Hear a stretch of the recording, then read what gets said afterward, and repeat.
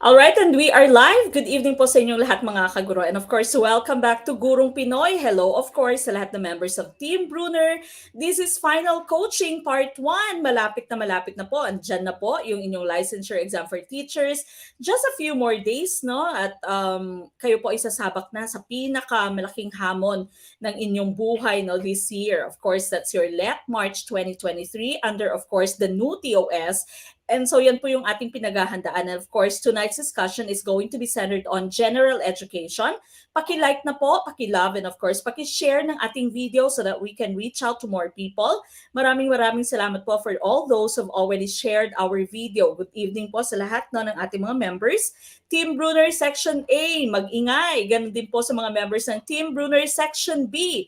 Yung mga hindi pa po nakakapag-tapos na answeran yung inyo pong reopening ng inyong diagnostic and of course your mid-review for both Gen Ed and Prof Ed na reopen na po and of course na extend na po hanggang March 18 po pwede nyo pong ma-master yung inyong diagnostic tests for Gen Ed and Prof Ed. Ganun din po yung inyong mid-review for Gen Ed and Prof Ed. So again, good evening sa inyong lahat.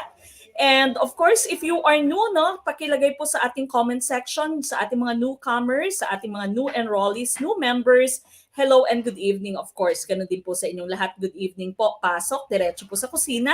Sa lahat naman ng members ng ating final coaching group and of course our classified files group alone, that's section C, no? Marami na po tayong classified files dyan.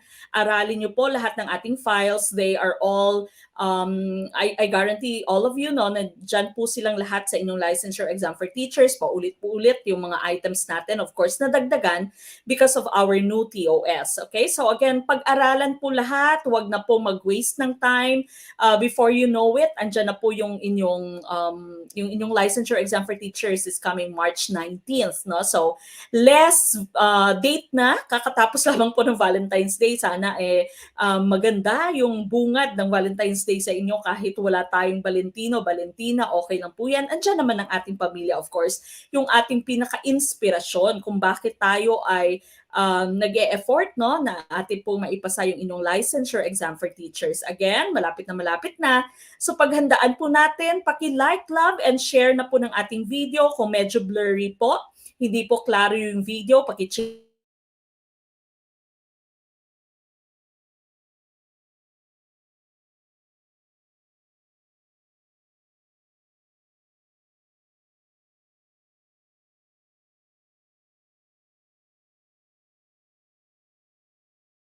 na po nating video dyan sa ating YouTube channel that can help you pass your licensure exam for teachers. Mag-movie marathon, at least 3 videos from Gurong Pinoy every day. No? Yan po yung advice ng ating mga passers and of course ng ating mga top-notchers. Maraming salamat, ma'am. Batiin ko lamang, ma'am, lovingly yours, Arnie, for sending us a super sticker dyan po sa ating YouTube channel. Maraming salamat po, ma'am. You can support us by sending us stars, of course, on Facebook. Super chat, super stickers naman po dyan sa ating YouTube channel. Again, good evening. Paki-like, paki-love na po ng ating video. Paki-share, of course, ng ating video. We will be starting in a few minutes. Again, this is Final Coaching Part 1 for LET March of 2023. Okay? So, handang-handa na ba yung lahat? Sana meron na po kayong lapis or papel, may lapis, may papel, may notebook, or ballpen. No, bawal po yung ating calculator sa ating Gen Ed. And of course, antabayanan niyo po lahat ng ating mga guest lecturers. We will be having a lot of guest lectures, no? Libre po sila.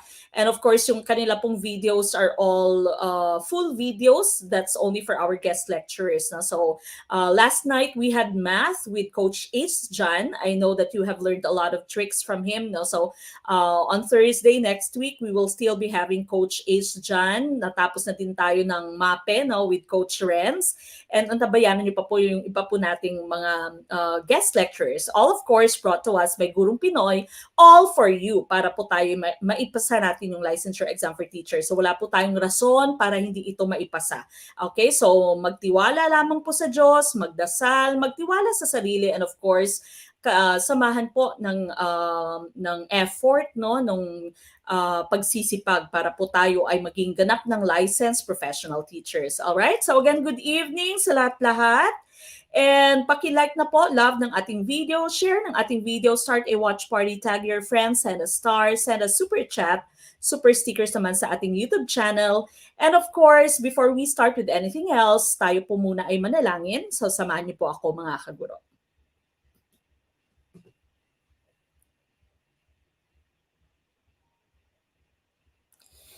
Dear Lord, I come to you to ask for your guidance and direction in this study session. I ask that the Holy Spirit fill me with strength, creativity, and understanding to get through my studies without difficulty or sin. Help me hold my focus and attention. Help me to retain all that I learned. Please make my mind sharp and keep distractions at bay. If any part of my studying is weak or lacking in some way, let it be revealed so that I may correct it. Thank you for this opportunity to learn. Amen.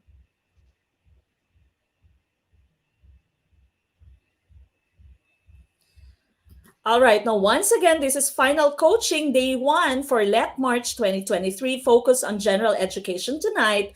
Let us all start with question number one. Okay, number one, this is under science. What is the numerical value for the hardest mineral on the Mohs hardness scale? Is it letter A, 10, letter B, 11, letter C, 20, or letter D, 100? What's your choice? Number one, tumpak kaya ka agad ang question number one? Or question number one pa lang kaya ay ligwalkers na, no? As we have been mentioning, of course, wala pong problema kapag tayo ay naligwak na this is your safe space. And of course, mas okay po na tayo magkamali dito, wag lamang po sa actual na let. No? So wag pong mahihiya, pakikiin po ng inyong answers, ilagay po sa ating comment box. Okay? So be proud of your answers. That means you are thinking, gumagana yung utak natin kapag tayo po ay nagsasagot, no? And don't forget, of course, the item number para hindi tayo malito. Okay, I see a lot of number 1A. Okay, a lot of letter A's for question number one. The question here is the numerical value for the hardest mineral on the Mohs hardness scale. Okay, the correct choice here, of course, is letter A. That's 10. Okay, so letter A, 10 ang ating tumpak na choice for number one. And of course, if you are talking about Mohs hardness scale, as mentioned sa ating pong question, these measures the hardness of a mineral. No? So, yung mga mahihilig sa mga matitigas, labas. Okay? So, mga tigasin dyan. Alright? So, hardness scale po, yung ating Mohs hardness scale, minimeasure niya yung hardness pagka tigas, no? Pagkatigas or kung gaano katigas yung isang mineral. And of course, here, your hardest mineral is diamond. And the numerical value, of course, is 10. That's letter A. Okay, so the softest mineral is talc. That's the same product or the same material that you have sa inyong talcum powder, no? Sa pulbo. And as you can see, you have 1 to 10 different values increasing in hardness. Okay, so 1, that's the softest. And of course, 10 as the hardest. How will you know whether one mineral is harder than the other? Kunwari, hindi mo alam yung value ng hardness ng gypsum and you are trying to compare it with the hardness of talc. Okay, so what you'll do is you try to scratch both minerals. No? You scratch them together. And kung saan yung merong scratch na nalilive, for example, if you are talking about talc and gypsum, kung ititest mo yung kanila pong hardness and you try to scratch them sa isa't isa, no, yung gypsum po ay magli-leave ng scratch sa inyong talc. Okay, so that means your talc is softer than your second mineral here, which is gypsum. Okay, so letter A ang ating pong tumpak na choice. Tama po yan, Sir Alcover Lauron. If it can scratch the other, that means it is harder. Okay, so sana all nasa scratch and sana all hard, no? All right, we go to question number 2. Dahilan kung bakit naging masigla ang pagsulat ng mga Pilipino sa magasing liwayway noong panahon ng Hapon. Is it letter A, may mga naglakas loob magsulat? So malakas lamang yung loob, no, confident. Letter B, walang takot sa mga Hapon. Letter C, malaya silang sumulat. Or letter D, nabigyan ng pagpapahalaga ang sariling wika. What is our choice? Number 2. Okay, number 2, ICDs. Letter D, tumpak kaya. So number 2 ang letter D.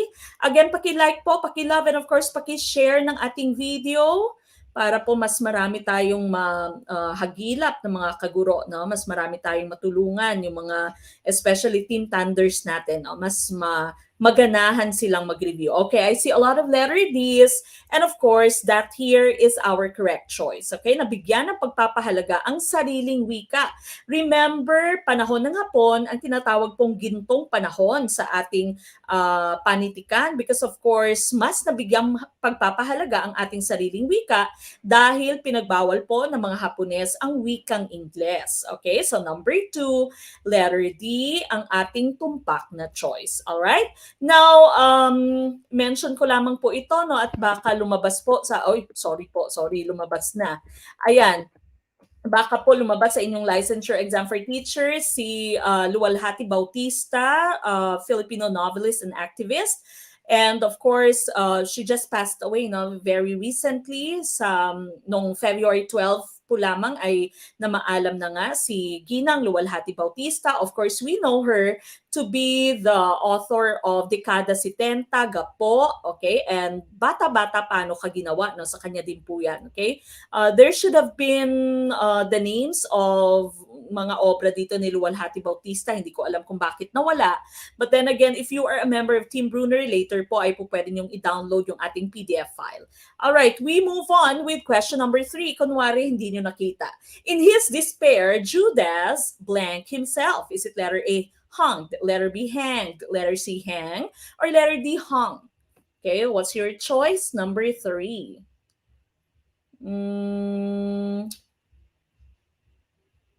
Okay, si Ma'am Shaidel Salinas Paragas. Thank you so much po, Ma'am Mex, sa help nyo.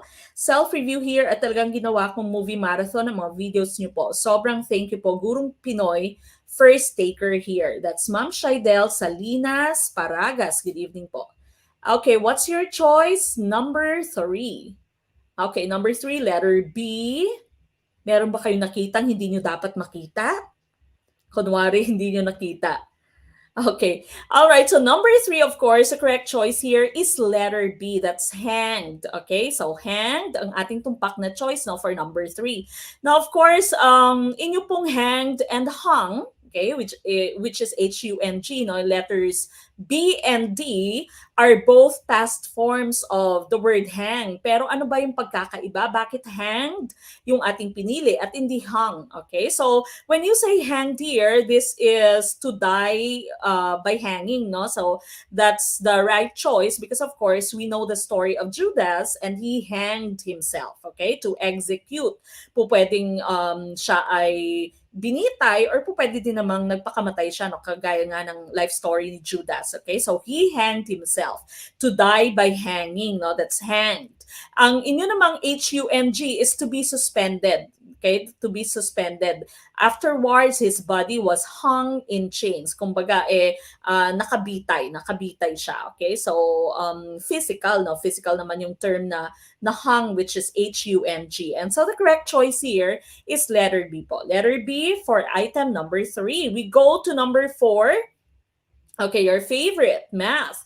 If 2 tablespoons equals 1 liquid ounces or 1 liquid ounce and 5 tablespoons equals 1/4 cup, then how many liquid ounces are there in 1 cup? Would it be letter A, 16 ounces, letter B, 10 ounces, letter C, 4 ounces, or letter D, 8 ounces? What's your choice for number 4? Number 4, ano po ang ating choice? I see a lot of letter B's. Letter B. Tumpak kaya ang tatahimik kayo ng ating mga kaguro?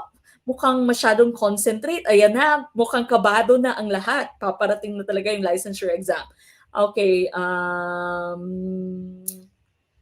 Facebook user, yes po, dapat po na-open nyo ulit yung diagnostic tsaka mid-review, the same code po, the same code. Okay, if there's any problem, then we'll try to fix it later. Okay, concentrate po muna tayo for tonight's discussion. All right, number 4, letter B. Tumpak kaya ang letter B? Tama kaya ang ating letter B?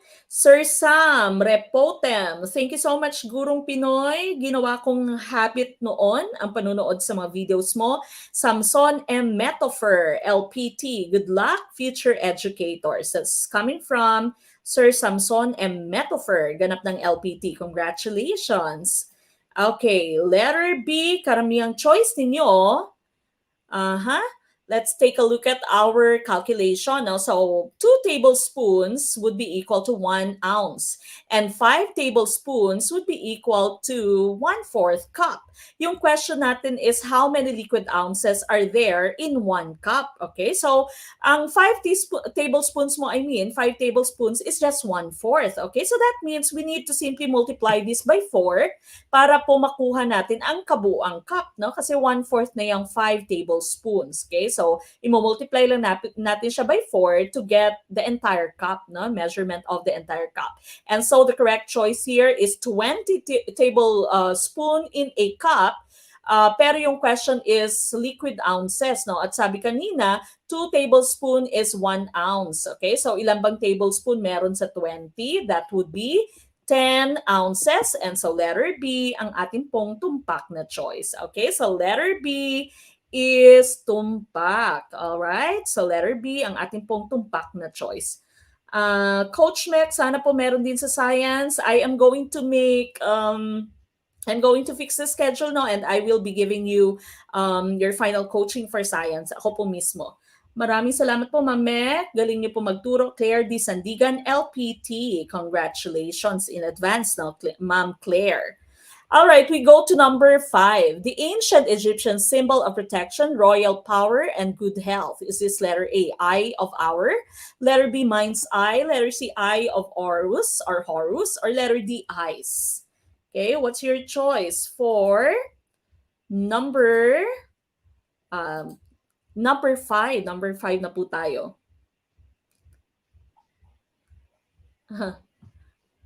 Saan galing yung 4? Sabi ni Ma'am Daisy Colinares. Okay, saan galing yung 4? Kasi 1/4 po yung equivalent ng 5 tablespoons ba yun kanina? No, 5 tablespoons po is 1/4. And so binuo po natin yung isang cup kasi 1/4 cup lang po yung 5 tablespoons. We simply multiply your 1/4 by 4 to make it 1, no? The entire cup. And so minultiply po natin yung 5 tablespoons natin by 4. Okay, sana po mas maliwanag, Ma'am Daisy. Later po pwede nyo i-download yung ating PDF. Okay, number 5, letter C. Letter C, this is the ancient Egyptian symbol of protection, royal power, and good health. The correct choice here is letter C. That's the eye of Horus. Okay, so actually, may dalawa kang eye, no, sa paniniwala ng Egypts. Meron pong dalawang eyes. Okay, so dalawang eyes. The first one is your eye of Ra. This one po, no? It's the right eye, the eye of Ra, which is pertaining to the sun god Ra. And you have the left eye, which is the eye of Horus, and this pertains to the moon god Horus. Yung pagkakaiba po nila, the eye of Ra or the right eye is for good luck, while the eye of Horus, the left eye, is for protection. Yung ating pong hinahanap is for protection. And so the eye of Horus ang ating tumpak na choice. And of course, wala din naman pong eye of Ra sa ating choices. And in the middle of these two eyes, you have the ankh. Okay, the ankh is a symbol of life for Egyptians. Okay, so the correct choice here is letter C, the eye of Horus. We go to number 6. An allegory, letter A, a short story. Letter B, a poem of sadness. Letter C, a verse of 3 stanzas. Or letter D, a narrative whose meaning is beneath the surface. What's your choice? Ma'am Cristina Ann Bustria Bernabe, coach, pa-shout out. Tatlong magkakaibigan, Tina, Jade, and Evan, future LPTs. Yes, sana po ay maging LPTs kayong lahat, no? Kayong tatlo. Hello po, good evening sa inyong lahat. Okay, what is your choice? Number 6. Number 6, ano po yung ating choice? I see a lot of letter Ds. Question number 6, allegory.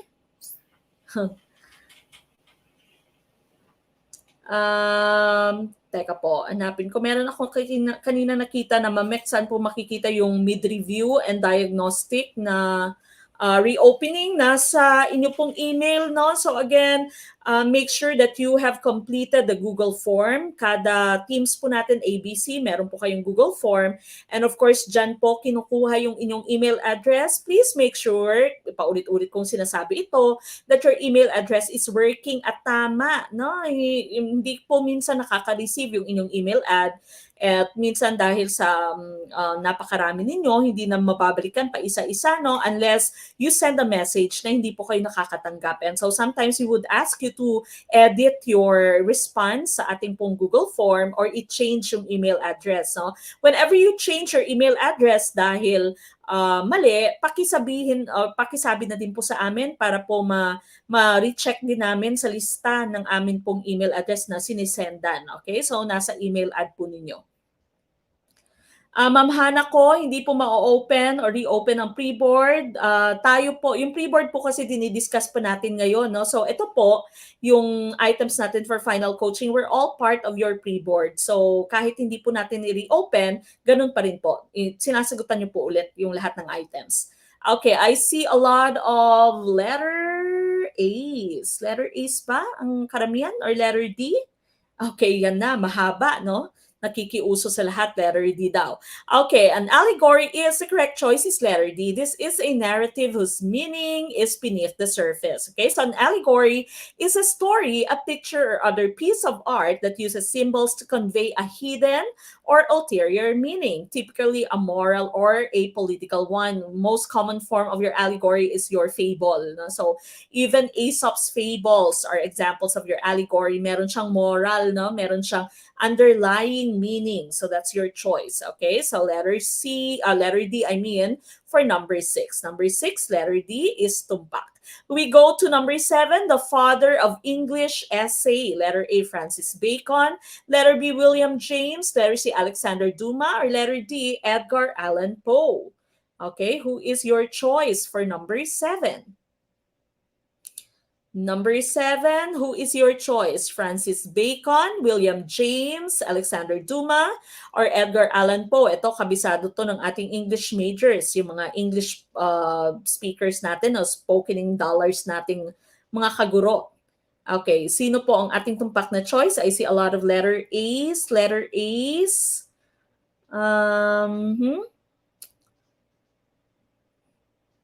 Ma'am ZJ Libre, Ma'am Meg, thank you po. Napaka-generous niyo po, lalo sa aming mga working moms na hindi nakahabol sa deadline sa sobrang pagod pag-uwi. Nagbabaka sakali lang ako mag-reply sa email na request for reopen, tapos may post na po. Na-reopen na po. Maraming salamat po. God bless po. And of course, all for you, no? So everything, we will do everything so that you all can pass. Okay? Welcome po. Welcome. Okay, 7, letter A, and that of course is tumpak. Okay, so Francis Bacon is known as the father of the English essay. Hindi lamang po the father of the English essay. He is also known as the father of empiricism. You all know what empiricism is, no? Sense experience. Sabi ng empiricism, this is one of the isms. Kung hindi nyo pa po napapanood yung ating isms of education na video, panoorin nyo na po para po wala nang pagkakalito sa isms. Lahat ng isms natin na discuss doon, no? Essentialism, behaviorism, progressivism, etc. So paki-note po dyan sa inyong notebook, no? Watch Gurongpinoy's Isms of Education na video na sa YouTube channel po natin. Okay, so he's also known as the father of empiricism. So again, ang belief po ng empiricists is that sense experience is the best source of knowledge, no? Pinaka maganda or the best source of knowledge is sense experience. Okay, so experiencing something using your senses. Sana all may experience. Okay, so he's also known as the father of empiricism, and so he's also known as the father of scientific method. You all know, if you are doing science, that's also experiencing things using your senses. No, unang-una na observation, no, sa inyong scientific method. So he's also known as the father of your scientific method. Okay. Now William James is known as the father of American psychology. Okay, so father of American psychology naman si William James. Alexander Dumas, he's known to be the writer of The Count of Monte Cristo, the story about Edmond Dantes. The Three Musketeers, their names are there. Okay, so and also the man in the Iron Mask, no, Louis the 14th. Lumalabas din po ito sa inyong licensure exam for teachers. And so again, whatever I include in the slides, these are the things that you might expect to see in your licensure exam, no? So ito, the Count of Monte Cristo, paborito po ito ng inyong let. The Three Musketeers, minsan po ay tinatanong, no? Athos, Porthos, and Aramis are all known to be the what? And ito, lumabas na rin ito, who is known as the Man in the Iron Mask. And so that would be Louis the 14th, okay? And then, of course, you have Edgar Allan Poe, isa din sa mga paborito ng Let. He is known to be the writer, of course, of The Raven, one very favorite poem, no, favorite na piece ng mga nag-reverse choir, and Annabel Lee. It's another poem. Okay, so that's Edgar Allan Poe. All right, but the correct choice, of course, would be letter A for number 7. We go to number 8. The particles and rays that result from the disintegration of the atom of a radioactive material. Is this letter A, nuclear fission, letter B, neutron, letter C, gamma rays, or letter D, radiation? What is our choice?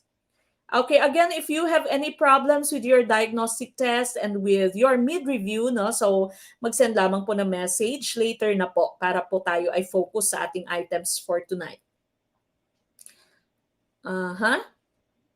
Ayan, meron kayong karagdagang info coming from Sir Lester. Maraming salamat. No? So, Sir Francis Bacon is the father of English essay, while Michel de Montaigne is the father of essays. Okay. All right, what's your choice? What's your choice for number 8? Sir Roche Santos Victorio or Ma'am Roche Santos Victorio. Pasensya na po, hindi ko nakikita yung inyong picture. Hello po, Ma'am Mek. Thank you so much po. Ang laki po ng tulong niyo sa akin, lalo po sa Prof Ed. God bless po. Let passer na po ako. Congratulations. Okay, so again, makinig sa ating mga let passers, no? Balikan po lahat ng ating classified files, lahat ng ating videos. If you are still not a member of sections A and B, magpa-member na po kayo para nababalikan po lahat ng full-length videos natin since October, November, December, January, Feb, lahat po ng videos na yan. And of course, ang ating PDF files po, inyo pong nada-download kapag kayo ay magpa-member. Very easy for you to become a member. Mag-send lamang po na message sa ating Facebook page. If you are watching us on Facebook right now, the same Facebook page po. If you are watching us on YouTube, punta po kayo later sa ating Facebook page. Hindi po mawawala yung final coaching. Hindi po mawawala Facebook user. Andyan lang po sa ating group.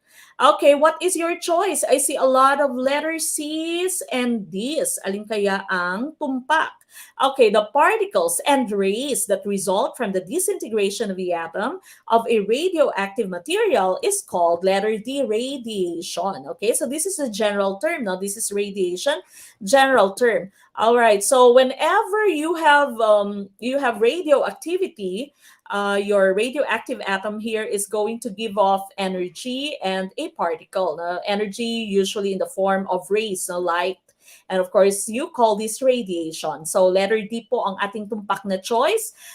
Gamma rays, ang gamma rays mo po kasi letter C, this is only one type of your emission. Okay? One type po ng inyong nuclear decay. Mamaya pupuntahan natin yan sa next slide natin. Neutron, of course, this is your neutral subatomic particle. Kasama po ng inyong proton, which is positive.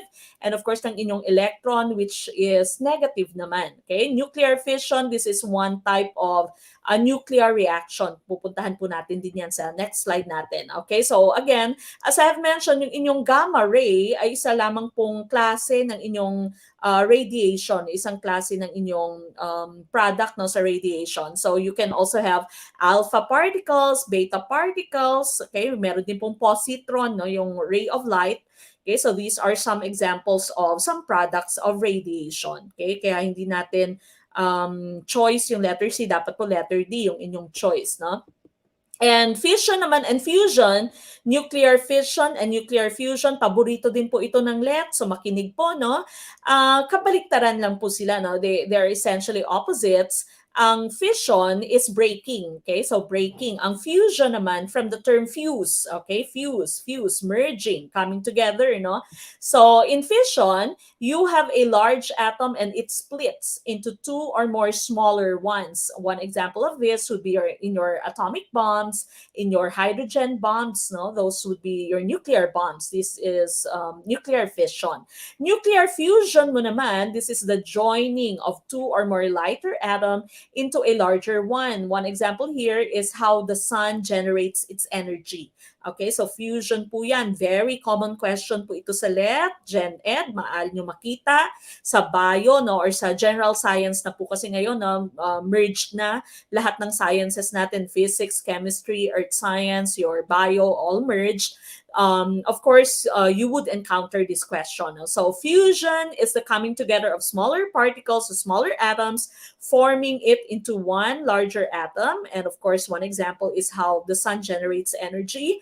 Fission, on the other hand, is the opposite, the splitting of a large atom into two or more.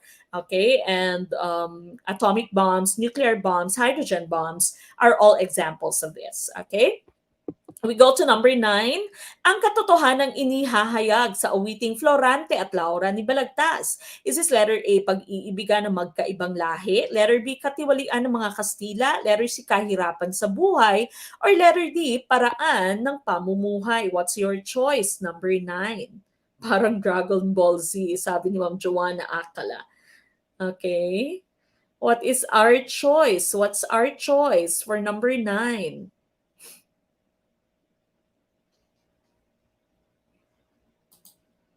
Okay, number 9, ano po yung ating sagot? Number 9, letter A. I see a lot of letter A's. Ma'am let's Michelle yata ito na, Ma'am Michelle Equal.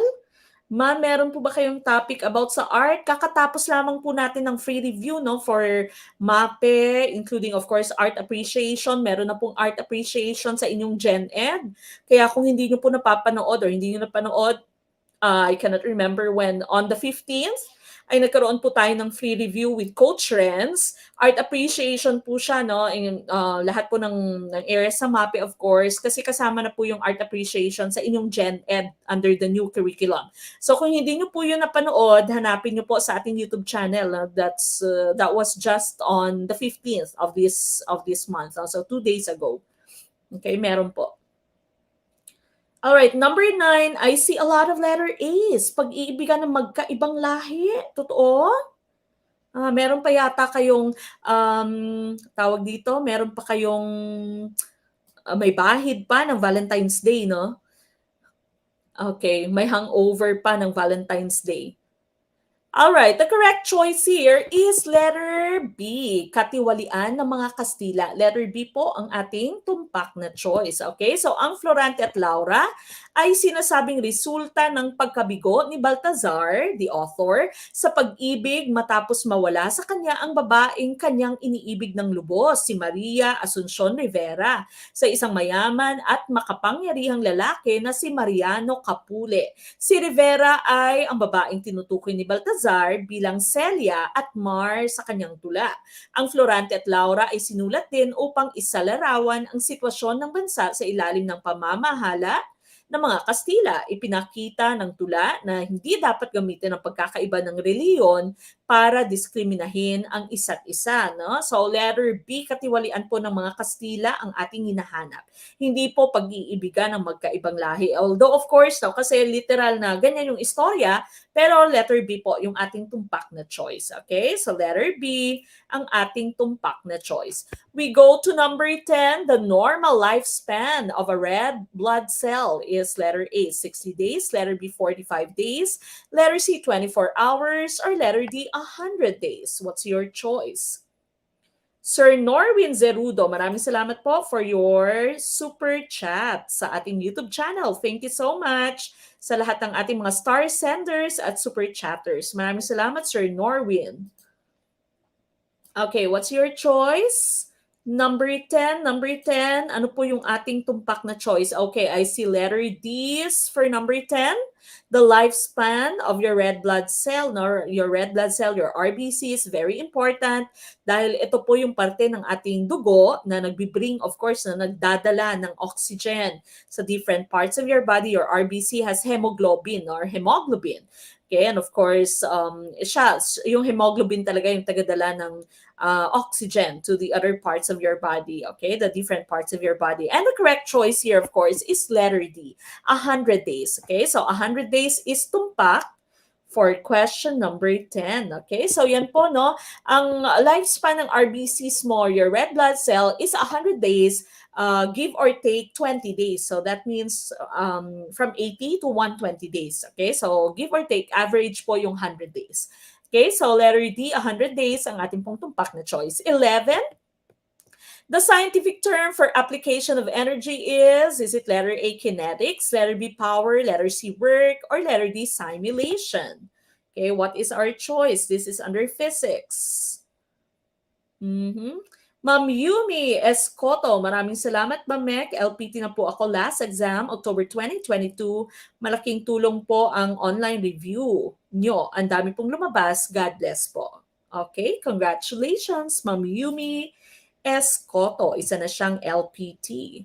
All right, number 11. What's your choice? ICBs? Cs? Okay, maraming C. Okay, I see a lot of letter C sa ating pong question number 11. Ang hinahanap dito is scientific term for application of energy. What do you call the application of energy? The correct choice here is letter C, power, no? Letter C, power, sorry. Letter C, work. Letter C, work. Okay, so of course, when you are working, you are exerting energy. Okay, so 11, scientific term for application of energy is work. You call this work. Okay, so letter C, work, ang ating tumpak na choice. Okay, so when you say work, asterisk po, no, it is a transfer of energy by a force acting on an object as it is displaced. That's work. That's the application of energy, transfer of energy.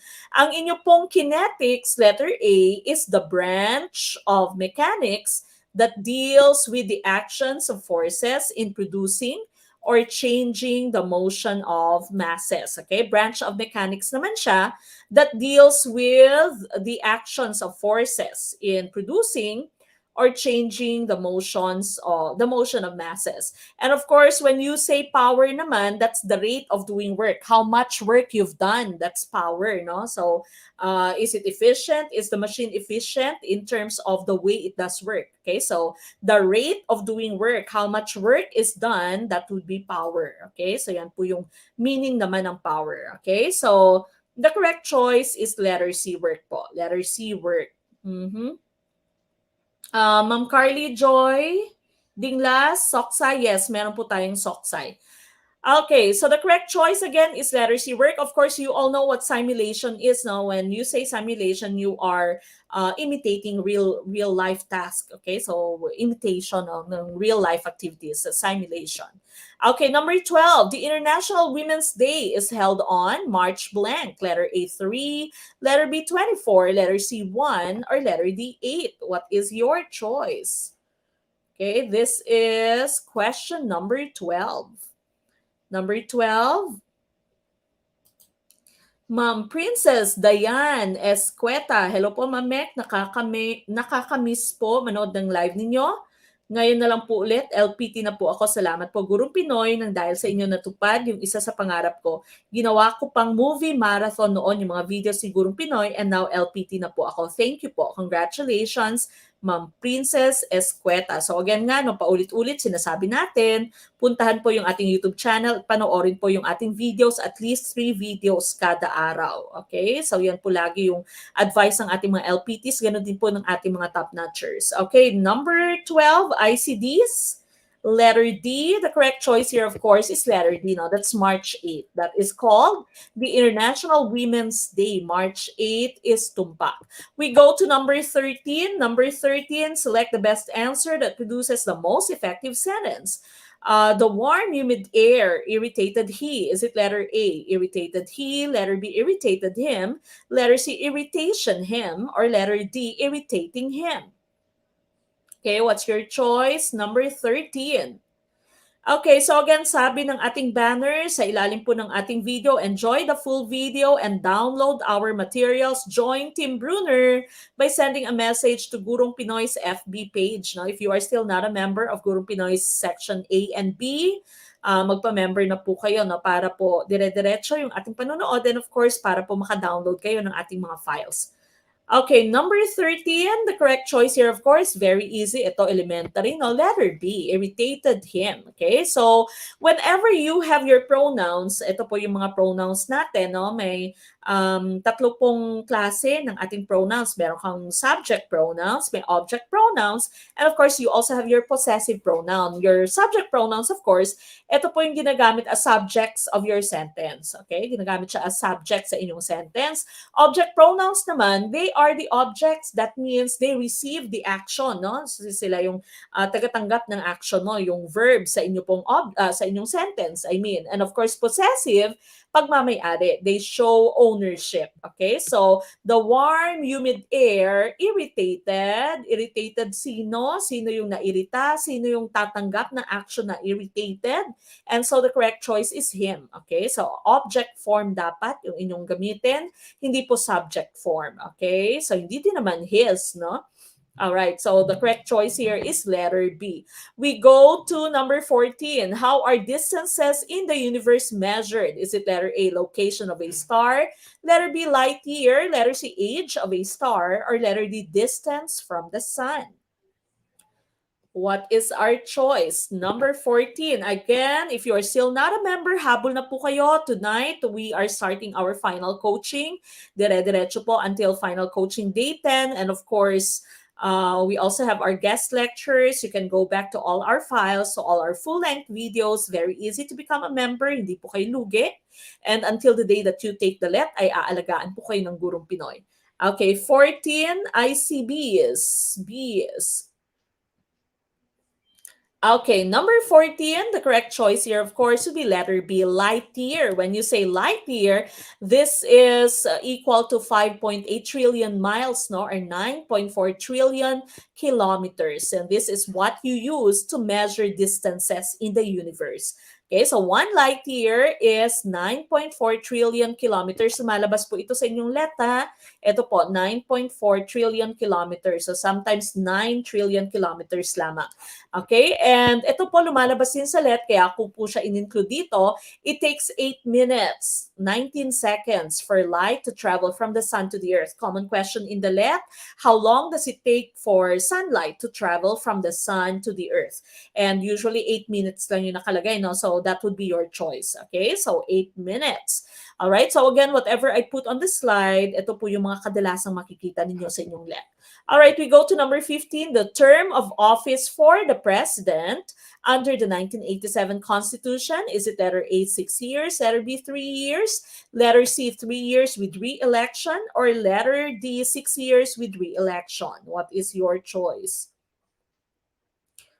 Okay, what's your choice for number 15?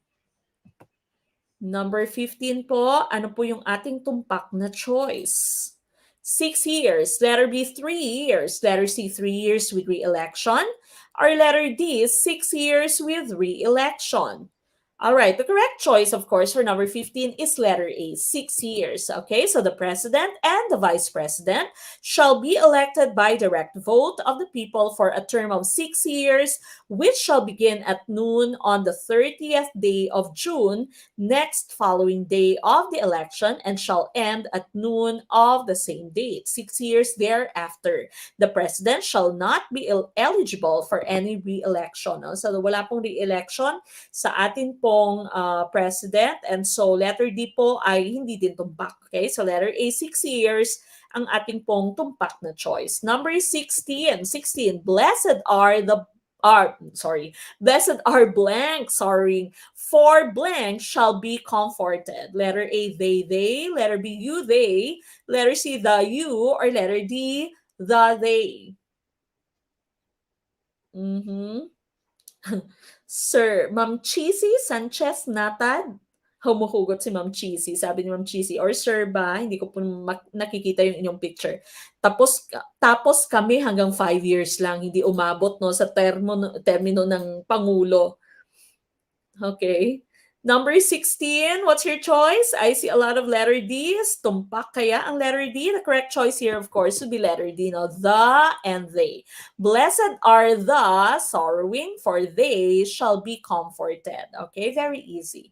Alright, so if you have questions like this at medyo naguguluhan pa po kayo, po pwede nyo pong isupply no, yung ating pong choices, isupply nyo dun sa blank at pakinggan. No? Usually kasi tayong mga Pilipino, ganyan po yung ating technique, no? Kung magandang pakinggan, tama.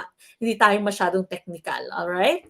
And so number 17, what season is it? With the line, he ruffles every lily pond, where blossoms kiss and part. Is it letter A, autumn? Letter B, spring? Letter C, summer? Or letter D, winter? What is our choice? Okay, what's your choice?